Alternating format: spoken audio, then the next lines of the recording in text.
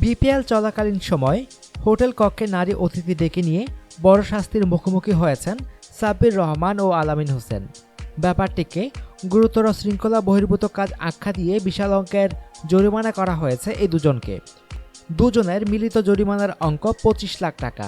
কিন্তু বার্তা সংস্থা পিটিআইয়ের একটি সংবাদে জানা গেছে, এবারের বিপিএলে একই অপরাধ করে পার পেয়ে গেছেন পাকিস্তানের একজন ক্রিকেটার। সাব্বির আলামিনকে শাস্তি দেওয়া হলেও সেই পাকিস্তানি ক্রিকেটারের ব্যাপারে নিশ্চুপ থেকেছে বিপিএলের গভর্নিং কাউন্সিল। পিটিআই অবশ্য সেই পাকিস্তানি ক্রিকেটারের পরিচয় প্রকাশ করেনি, তবে তিনি পাকিস্তানের বর্তমান জাতীয় দলের সদস্য বলে উল্লেখ করেছে। চট্টগ্রামে নিজের হোটেল কক্ষে ওই ক্রিকেটার একজন নারী অতিথি নিয়ে গিয়েছিলেন বলে জানিয়েছে পিটিআই। তার শাস্তি না হলেও ফ্রাঞ্চাইজি অবশ্য শেষ পর্যন্ত তাকে দেশে ফেরত পাঠিয়ে দিয়েছিল।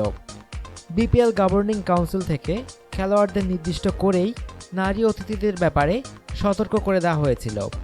পাকিস্তানি ক্রিকেটার যে নারীকে নিজের কক্ষে নিয়ে গিয়েছিলেন, সেই নারী ছিলেন একজন বিদেশি নাগরিক। নিজস্ব সূত্রের বরাত দিয়ে পিটিআই জানিয়েছে, প্রথম থেকেই সেই নারীকে চোখে চোখে রেখেছিল বিপিএলের দুর্নীতি বিরোধী কর্মকর্তারা। পাকিস্তানি ক্রিকেটারকে হাতে নাতে ধরে নিরাপত্তা কর্মীরা নারীকে হোটেল কক্ষ থেকে বেরিয়ে যাওয়ার নির্দেশ দিয়েছিল। সূত্রের বরাতে পিটিআই লিখেছে, পুরো বিষয়টি পরে ধামাচাপা দেওয়া হয় শীর্ষ ক্রিকেট কর্তাদের হস্তক্ষেপে।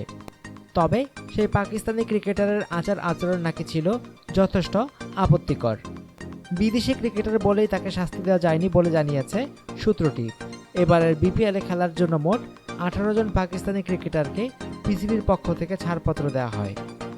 অনুগ্রহপূর্বক সংবাদটি শেয়ার করুন এবং খেলাধুলার সর্বশেষ খবর জানতে স্পোর্টস লাইট সাবস্ক্রাইব করে রাখুন। ধন্যবাদ।